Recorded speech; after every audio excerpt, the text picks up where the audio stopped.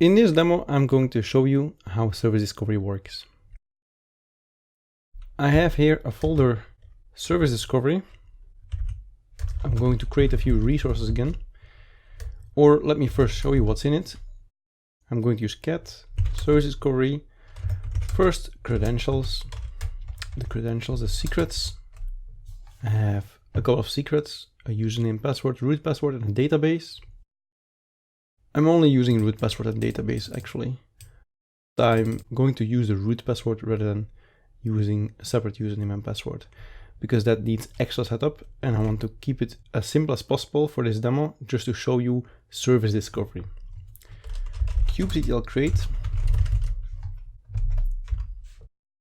and I'm going to create a pod, and this is going to be my database pod. So I have here a database again. The name is database, container is MySQL 5.7, runs on 3306, specify a root password, a user, and a password, and a database. I also have a service. It's going to expose a node port, a random node port. Kube control create -f service discovery database.yaml and service. Then I have a hello world database.yaml and a service. This one is interesting. It's a deployment. 3 replicas of my Kubernetes demo. I also call it hello world database. It's the same image, but this image also has an index-db.js in the same folder. You might have noticed that when you did the Docker build, that there also was an index.db. If we specify command node index-db.js rather than using npm start, which is executing node index.js, I can override this in my YAML file. So I can execute different commands on my image. For us, it's all the same, Node.js port 3000. But then I'm also adding environment variables here.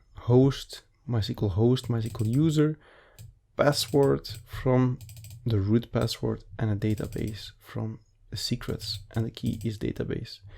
It's going to run index database, and this is going to connect to our database, and it's going to use the host database service. So this will only work if the DNS resolving works, because my database service is called database service. So this value of the MySQL host needs to resolve to the IP address of this service database service. And then my app will be able to connect to the database. Let's try that out. I'm going to do a create of this hello world database.yaml and this hello world database service.yaml. So this service is very generic. It's just going to also expose my hello world DB. Minikube service, hello world DB service, and I just want to know the URL. So it's going to be the URL that I'm going to connect to. Let's first check whether everything is running. So I'm going to get pod. So we have one database, which is just a pod, and then we have 3 pods for deployment. All of them are running. Let's check the logs of this pod to see whether we were able to connect to the database. It says connection to database established. So in Node.js, it was able to connect using these credentials to the database. The only thing that this index-database.js does is it's going to create a table, and there is going to be one column that is going to initialize a value at 0, and every time I'm going to do a hit, it's going to do +1. Just instead of the hello world, it's going to do a +1. So hello world, you are visitor number 1. You are visitor number 2, you are visitor number 3, and so on. So this is stored in a database. So it actually works. This hello world deployment, this pod connects to the database service and inserts data in the database. How can I check this? Well, let me do kube control exec database. I'm going to log into the database.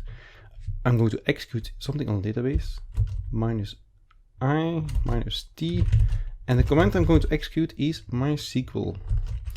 I'm going to log in as root, and I'm going to give a password. Password is root password. It was defined in the secrets. The database. So show databases. The database is hello world. So I'm going to do use hello world. Show the tables here, and then select star from visits. So this was created by my app. There are 4 records, 4 visits, and this is just a timestamp. So this works. My app was able to discover this service and connect to the database. And this because DNS resolving works, which I could also test by opening a shell on one of the nodes, and I actually need a busybox because I need to do resolvings. So I'm going to do kube control run busybox, and busybox has NSLOOKUP. So with NSLOOKUP, I can then check whether my service works, my service can resolve. So I'm going to do hello world database service. I'm going to lookup, and yes, that works. kubedns answers with hello world database service is at 10.00.52, and this is the full host name. So let me do this NSLOOKUP again, because here we have an overview of our cluster IP addresses. So it will be easier to show you which one is which, because these names are quite confusing. So if I want to find out which is the database service, I can do NSLOOKUP database service.